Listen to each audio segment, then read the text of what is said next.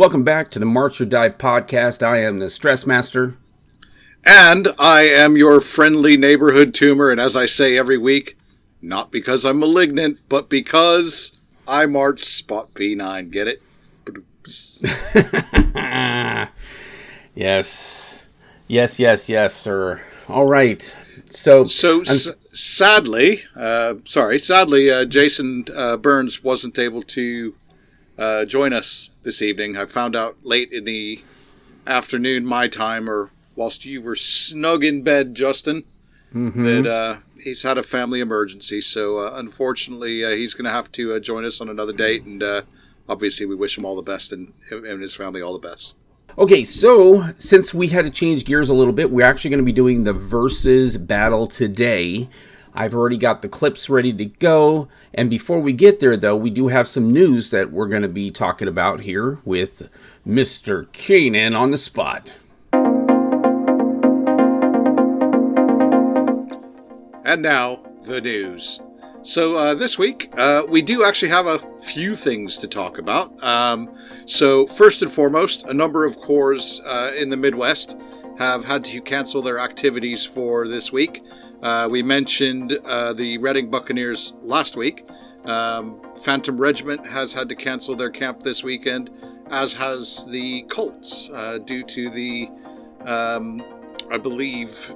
For those who don't know, I live in the UK, but I believe a rather impressive snowstorm coming through. So for those organizations and for everybody out there that's affected by that, obviously, please be safe and be sensible. Don't drive if you don't have to, and don't eat yellow snow, and don't or brown snow, or any snow. And, yeah, there's a huge. Yeah, sorry, there's a huge Arctic blast coming down, that's why. Don't go licking lampposts either. That's a bad thing. Oh, God, yeah, don't do that. So our thoughts out to everybody out there. A couple other things that caught my eye. Battalion is having their audition camp this weekend, and they're expecting some rather large numbers. So the Cavaliers have announced a new corps director. A name that might be familiar to some, a gentleman called Daniel Belcher, who previously was the Blue Knights director, I believe in 2022, as well as prior to the period of time that shall not be named, otherwise known as the pandemic, the several years drum major for the Blue Knights. So congratulations to Daniel.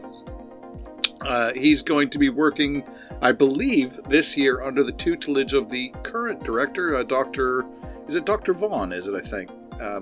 Anyway, going to be working under him for a year, whilst essentially they're going to have a year-long transition period, so which I think is good.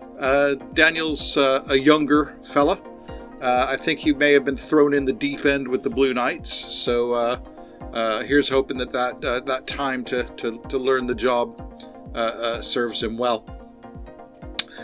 And then the final thing that I wanted to talk about is Santa Clara Vanguard. And I know that we've talked about Santa Clara on a number of occasions here, and I know that I've been pretty harsh on Santa Clara from time to time. But the one thing I will say is that their new CEO, Russ Gavin, seems to have taken to heart the idea of transparency and communicating with people. And he has posted himself on Reddit, which I believe we're going to be putting on the screen somewhere. Yes, it'll be on the screen. We'll probably put a link in the comment section below. But essentially, where they're saying now is that they are now compliant with the California Department of Justice in regards to their back tax filings. For those who may not have been aware, there was a rapidly looming deadline on the Vanguard organization that had they not got compliant, they were going to lose their nonprofit status, which for a drum corps is, or for any nonprofit organization, is the death knell. So they have, according to the Reddit post, which you could read along the side here, I'm not going to read the whole thing, but according to the Reddit post, they've now submitted their required audits for 2021 and 2022, as well as 2020, and that the 2023 filings are in the works and should be filed shortly, which puts them back in good standing, which is good to hear. The bingo operation has continued to thrive. They're opening a new bingo game in Redwood City, which is going to be running at the American Legion Post 105 beginning on Tuesday, January the 16th. So it's good to see good things coming out of Vanguard. I've been watching a lot of Vanguard of late, and they're an organization that DCI desperately needs. They need the cadets, they need Vanguard, they need Southwind. Whilst I have been admittedly pretty harsh on Vanguard, it's purely because it's probably been harsh out of frustration more than anything else. So I am more than happy to eat my words if I was wrong. So, and that is pretty much it for the news right now. Unless, have you got anything else to add? I actually do. So I'm going to go ahead and share my screen. So let me go ahead and do that. So you guys are going to see a transition. Okay, so what we're going to watch next is DCI put out a video on their Facebook page about the DCI All Age and kind of some things that are coming up for this season. So let's go ahead and watch.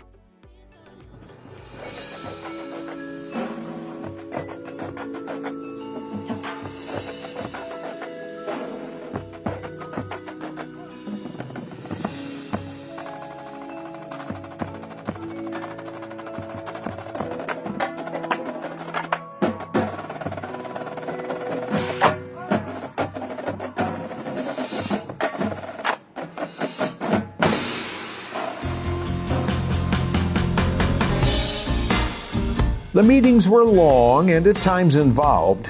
There's a lot of moving parts here as the worlds of DCA and DCI come together. When we talked about moving into the DCI arena, I was a little hesitant, and I told John that I was hesitant because different reasons, different model, different, whole world, right? But then after going to Indy last summer, DCI was gracious and they invited all of us to go.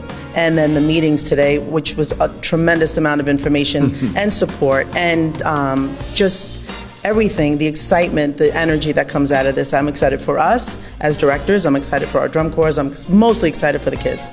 Fans can look for more blended shows this coming season with all-age, world-class, and open-class corps performing together. To that end, the all-age corps agreed to some competitive changes. Well, the directors met in a closed session just a few hours ago, and they made the decision to switch to the DCI sheets and the DCI judging system so that we're more consistent with the other classes here, the world class as well as the open class. So, again, change is good. It's scary, but I think they're all looking forward to it. And I heard something about hash marks. Yeah, well, we, DCA, traditionally always used the high school measurements using those hash marks, where the DCI corps obviously have used the collegiate markings, and so we too now will be using those collegiate markings as well. Much of what happens this season will involve many firsts, but despite the uncertainty, this new partnership has generated a lot of excitement in the all-age world. A lot of the open houses that have already happened for the all-age corps, they're all reporting an uptick in interest and new membership. So we're pretty excited about these opportunities before us. So now, when they age out of DCI, right, and you might feel like, oh, what am I going to do now? Because I love what I do. We offer that opportunity because you can continue your college education, you can work, we don't age out per se, right? And they can still continue what they do, and they can do it now in Lucas Oil. Drum Corps fans will have plenty to savor on Saturday, August 10th in Indy, with all-age and world-class finals back-to-back, witnessing history in the making.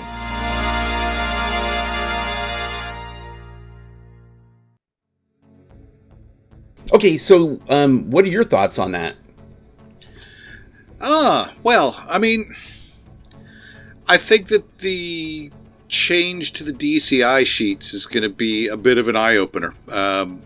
Because when you were seeing corps like Reading were, doing DCA finals with, scores in the mid to high 90s, I think that the new reality on the DCI sheets is that those same scores are in the high 70s to low 80s, Yeah, agreed. Agreed. So I think that's going to be a bit of an eye opener. But I think it's also better for the cores ultimately because it lets them know where they stand with other competition, with on a level playing field. I think that the Lucas Oil aspect is going to be a really big deal to a lot of these groups. I know that the corps that I marched in, when we were the Kids Grove Scouts, we came over to DCA on a few occasions. And also there was another corps from the UK called the Company. And the Company chose not to go the DCA route and chose to go the DCI route. And their numbers went through the roof in that year. I think that the attraction of DCI and playing at Lucas Oil, and let's be honest as well, being able to watch finals, is going to be a big draw for a lot of these groups. And I also think as well, when you look at all age, that you need to temper your expectations with a bit of reality. I think that there's this expectation about all ages that it's a bunch of old people and that they drink beer and smoke cigarettes in the Horn Arc. I'm not saying that never happened.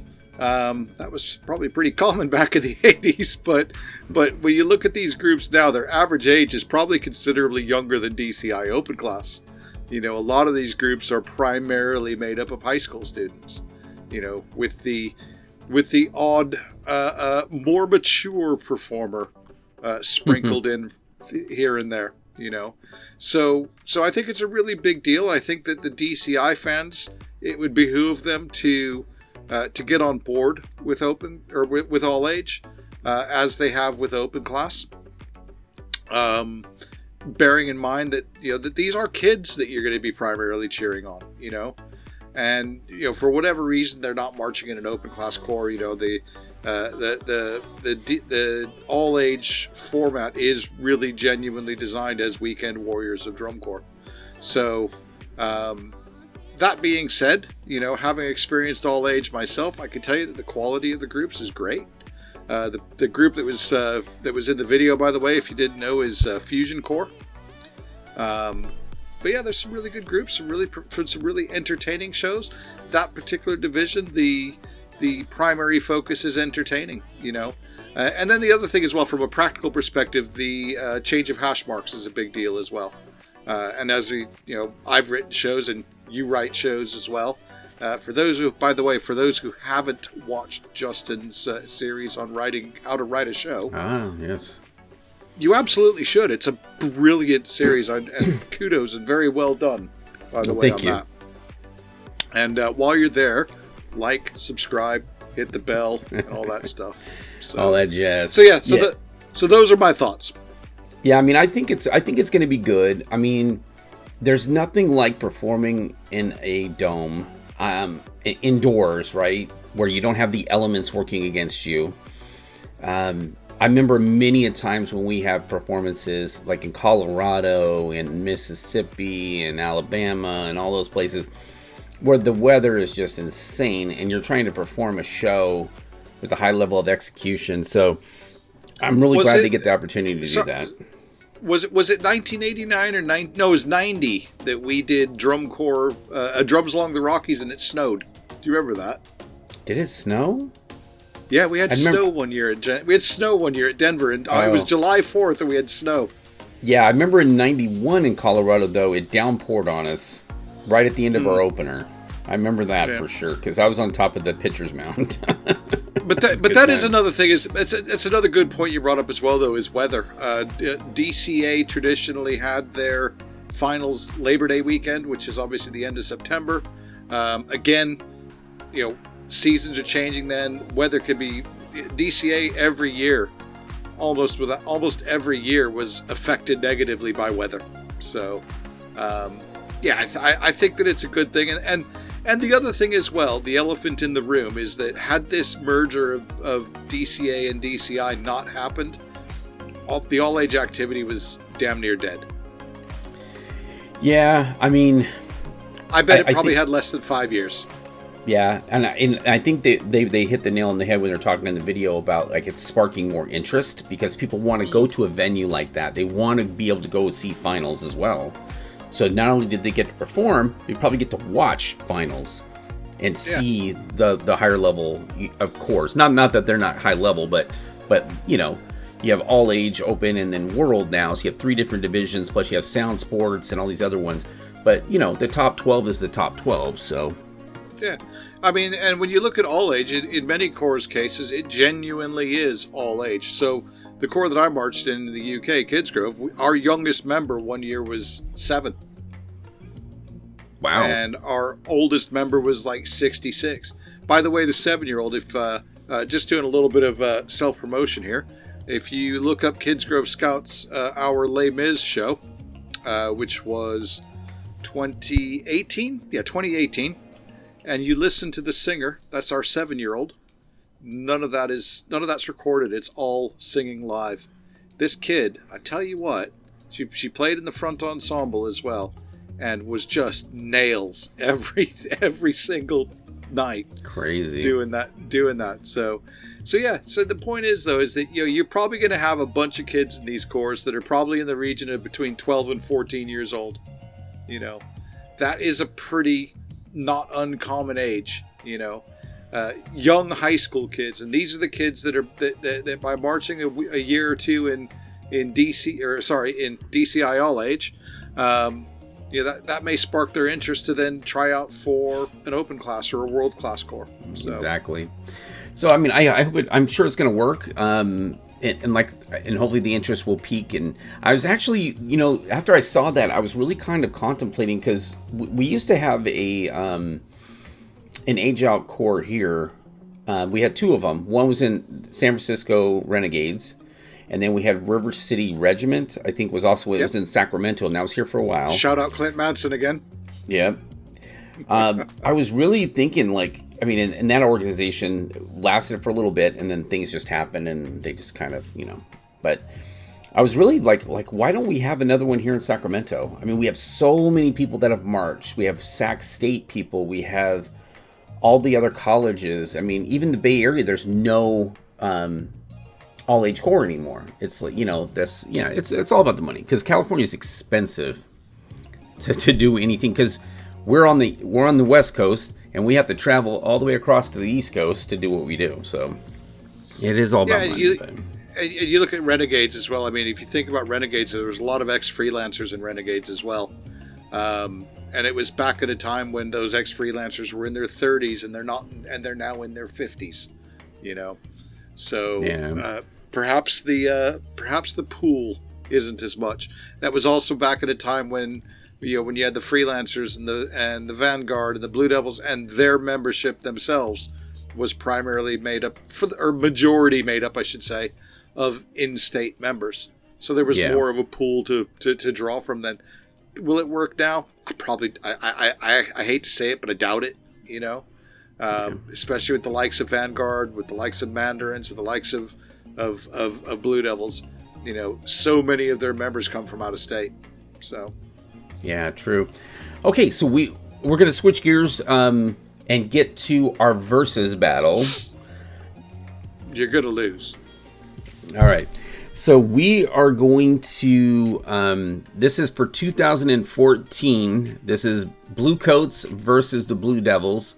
Bluecoats got second. Blue Devils got first. We're not going to tell scores, and I'm not going to show the recaps because I don't want to taint anybody. We'll show those after we get the clear victor, if that's okay with you. That way we're not tainting anything, not putting anything in anybody's heads. So what we did is we did the same format as we did before. We picked clips for the different categories. So we have brass, we have color guard, we have percussion, we have a cool moment, which is like a GE moment. And then we, wait, did I miss one? And cleanliness. Sorry, cleanliness.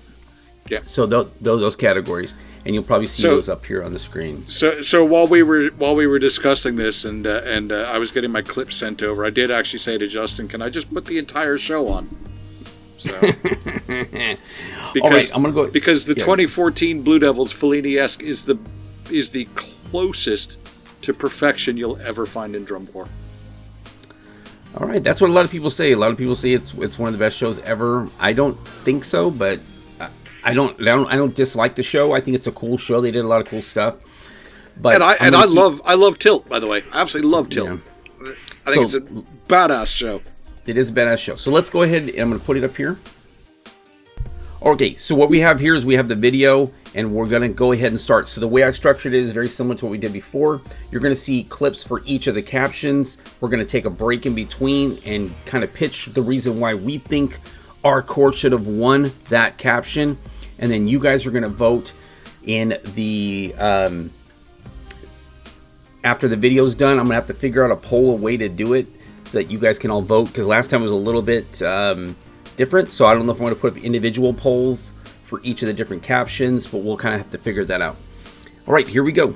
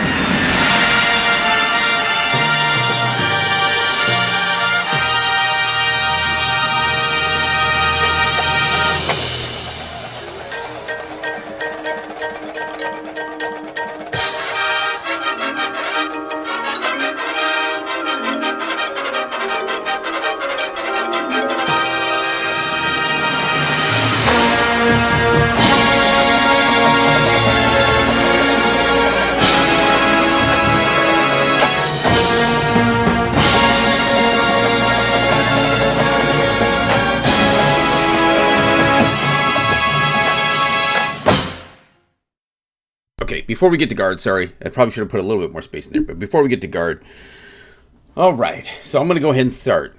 So there are some gorgeous moments there, man. Oh my gosh. I mean, just that release, when you hear the release, you can hear the overtones ringing at the end. Come on. Come on.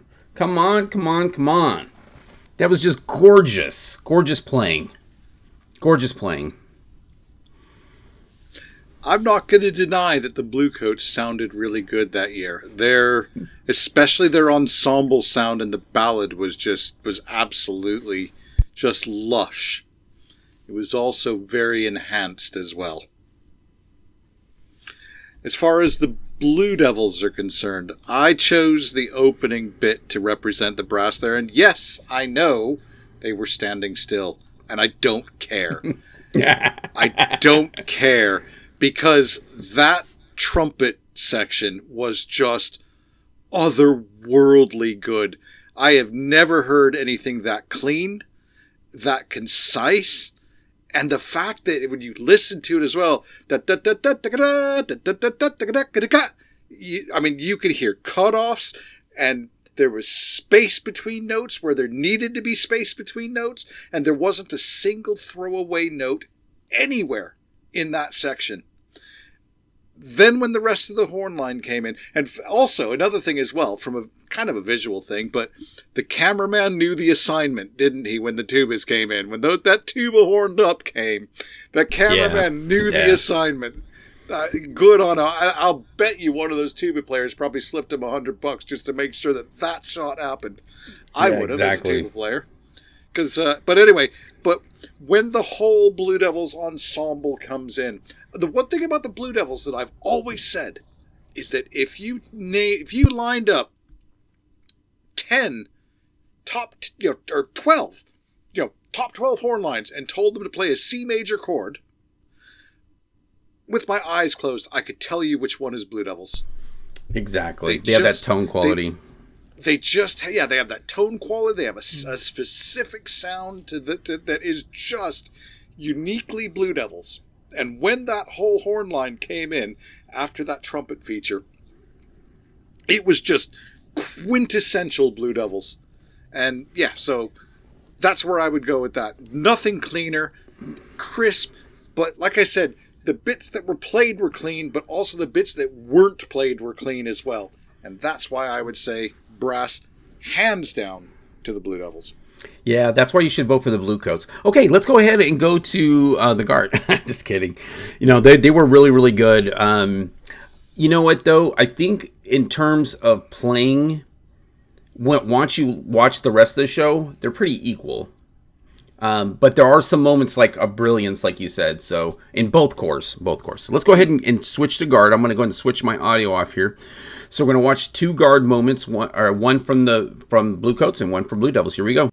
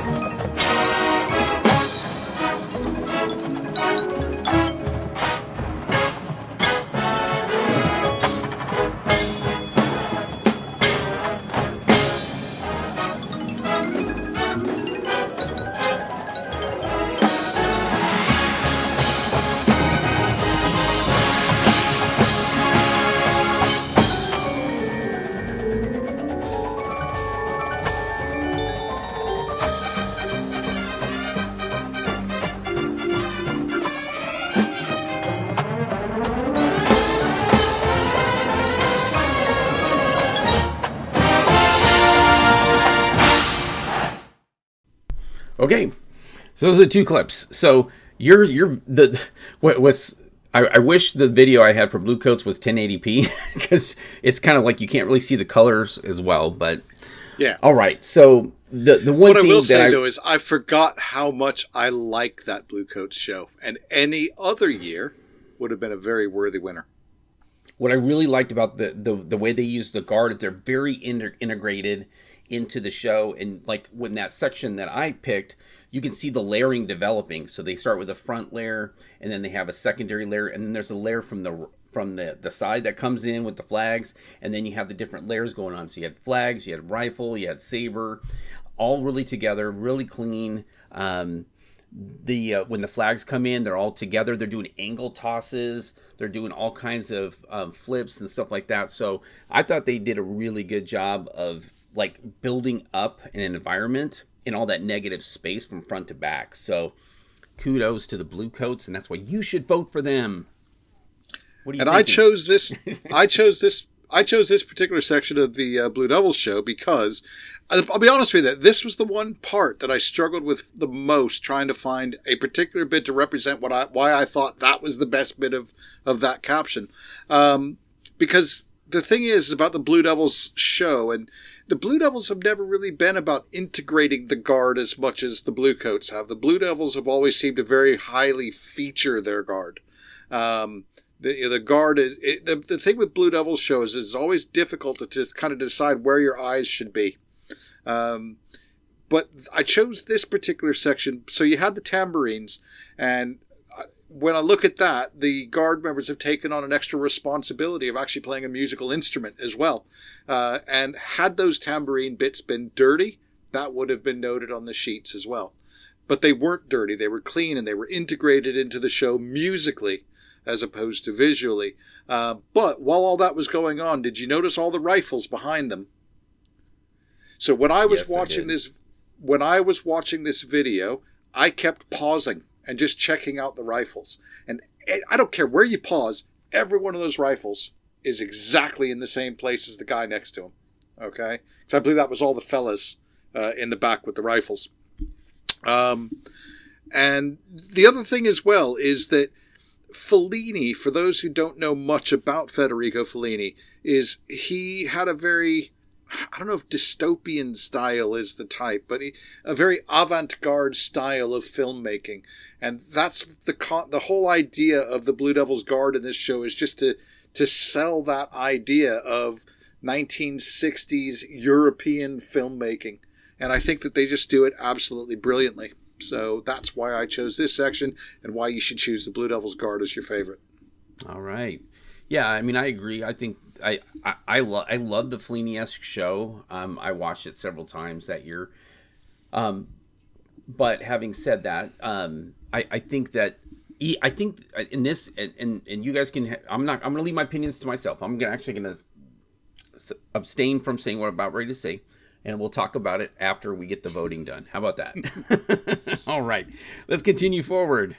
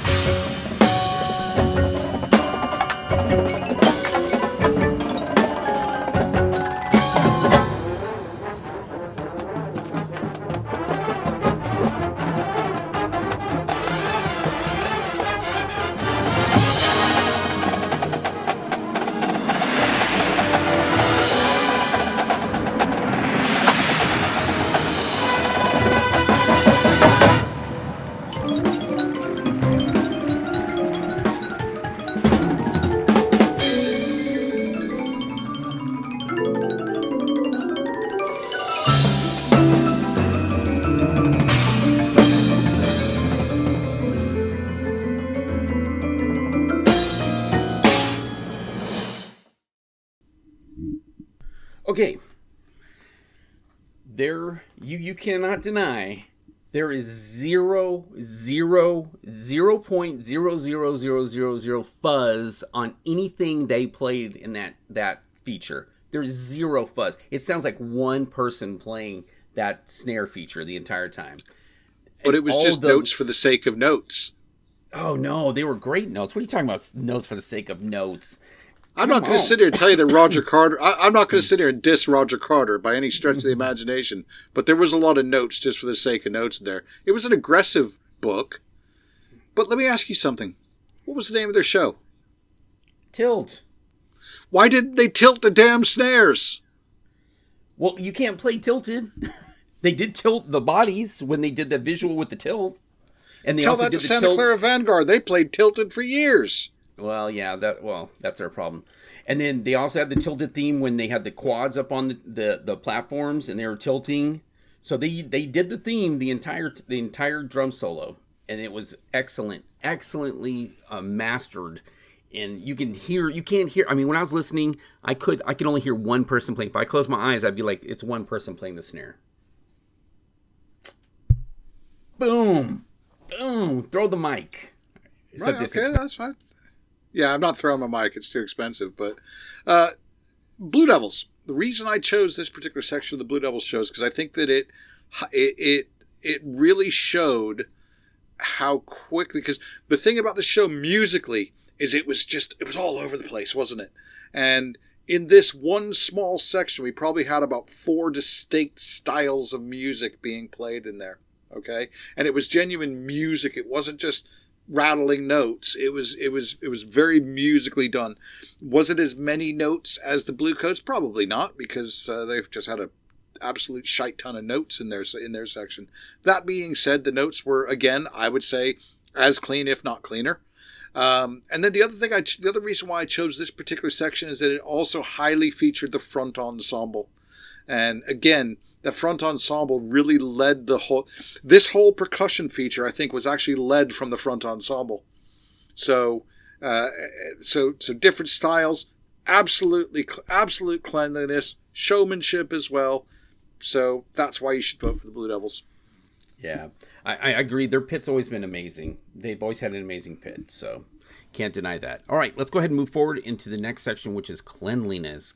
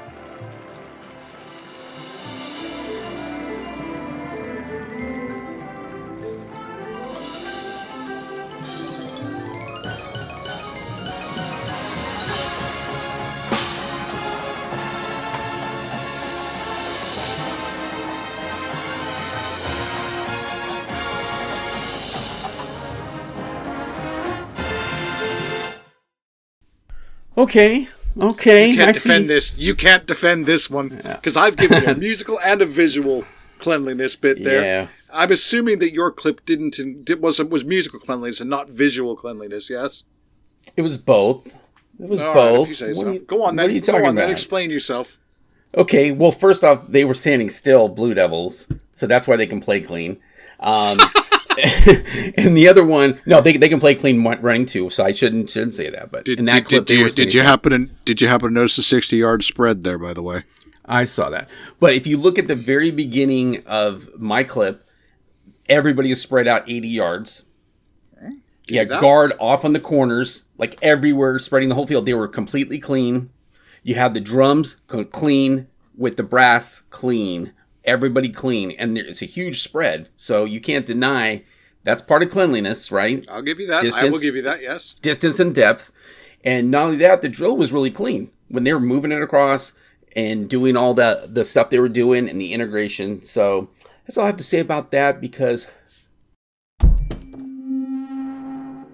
Well, I gave you two examples of clean. So first off, we did go back to the trumpet feature at the beginning of the show because it's the cleanest goddamn thing I've ever heard on a drum corps field. Full stop. End of story. And at the end of that section, they were on a 60-yard spread as well. So enough said on that musically. The second clip there was demonstrating visual cleanliness. You know, the rotating company front up onto the yard line and then coming out of that. And when I'm talking about cleanliness there, I'm not even just talking about the form. I'm talking about the individual performers themselves as well. And the cleanliness in their bodies, the cleanliness in the way that they move, the fact that stylistically they were so clean between individual performers. And whenever Blue Devils do that thing that they do, when they come sideways across the field, and of course in 2014 they had that white stripe down their trousers as well, and they used that to such a big effect. I'm sorry, nobody was even close to the Blue Devils as far as visual cleanliness that year. And I know I'm being harsh. I love the Bluecoats 2014 show, but not even in the same league. Yeah, okay, well, I think that's where we disagree, but we're going to let the fans decide, so remember to vote. I'm going to try to, like I said, I'm probably going to do individual polls for each of the captions so that way we can get a good voting. So hopefully that'll work out fine. All right, so we're going to go to our last caption, the cool moment. And usually mostly cool moments are at the end of the show. So let's see what we have here.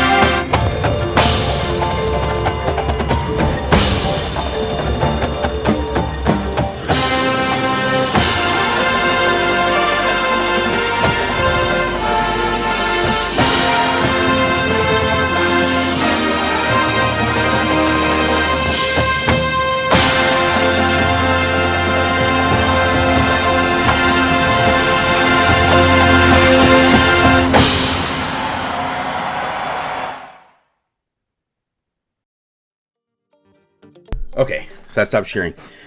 Okay, so I don't think there's any competition there. I think the Bluecoats won that hands down. There's not even a question about the cool moment. The velocity, the build up to the very, very end was just unreal. So good. That warping effect. Come on. That was like Blue Devils didn't have anything like that. Was their ending good? Yes, it was good. Blue Devils' ending was good. Was it epic? No, it wasn't epic. That's all I have to say. I'll have whatever you're having, man. Right. First off, the pitch bend was probably hands down the absolute coolest gimmick of the year. Was it the coolest moment of the year? I don't think so.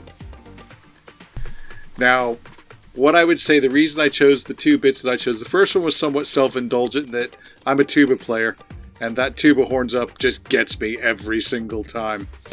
When I look at the end of the Blue Devils show, though, which was obviously the second clip, is...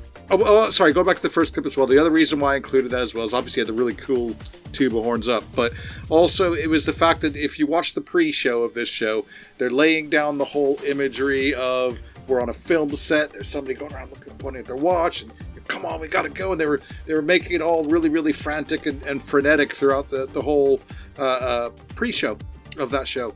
But when they hit that first note as a whole ensemble, and you see the guard come up with those film flags, it just instantly set right then and there, just set the whole genre, if you will, or I don't know if that's the right word I'm looking for, but you know what I mean. It just set the feeling that you knew what you were going to have for the next 11 minutes after that. Going to the end of the show, the thing I think that's so cool is it just wraps everything up.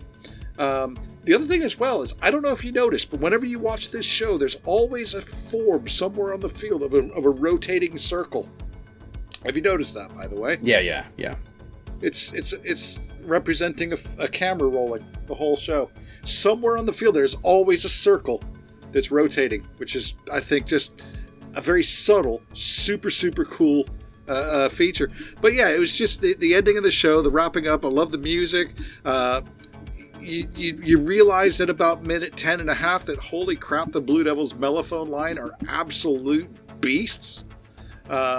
And then the curtain call with the guard at the end, because I think the 2014 Blue Devils is probably one of the biggest guard feature shows ever in the history of the activity. They had an absolutely epic color guard that year as well, and I think that to make them front and center and write that curtain call at the end of the show was just the absolutely perfect ending. Like I said, love the Bluecoats, some really cool moments. The pitch bend was cool, like the first time I saw it, and then I was like, eh. So, but it wasn't anywhere as layered or as nuanced as the Blue Devils ending. So that's the reason why I'd say go with the Blue Devils. We can agree to disagree, but the 2014 Blue Devils were just a very special drum corps, kind of like the 2018 Santa Clara Vanguard. Yeah. You know? Yeah, I don't disagree. So tell us what you guys thought in the comments below. And then also look for the polls that are going to come out for the versus battle. So I'm going to do one for each caption. So that way we can get a more accurate winner for each of the captions. So and while you're down there, like and subscribe and all that stuff. Absolutely. Like and subscribe and share this video with anyone you think would enjoy these types of videos. Seriously, guys, we love doing this podcast. We really genuinely do. And we're going to keep doing it if only like 5 people watch the damn thing. But it would be awesome if we could get more people watching it. So if you're watching this and if you enjoy it, share it if you would, please. If you're on any drum corps forums, just give us a mention. It'd be awesome. You know, we'd really like to. We really want this thing to blow up a bit. So, because the thing is, if we can get more viewership, then when we're approaching drum corps and say, hey, we'd like somebody from your corps to come on, they'll jump at the opportunity. So exactly. Please. Yeah, we're not begging, but we're begging. We're kind of begging. We're sincerely begging. How about that? We're mildly encouraging. I do also post this on Reddit, on the Drum Corps chat there as well, and Drum Corps Coffee Shop. So on Facebook, I need to be more regular about that. But I'm trying not to bombard the coffee shop too much with our our videos, because I don't want it to be... It's all right. Rob's cool, and I put it on Drum Corps Planet anyway, so... All right, cool. All right, well, thank you guys so much for watching. That concludes this podcast, and look forward to another podcast coming next week. Until then, please make sure that you stay safe out there, especially if you're in the Midwest. It's raining here on the West Coast, but it's snowing like crazy in the Midwest, and we want everybody to be safe out there. So thank you so much for joining us. I've been the Stressmaster. And I am the Tumor. And we will see you guys on the next video, and make sure to march on. March on.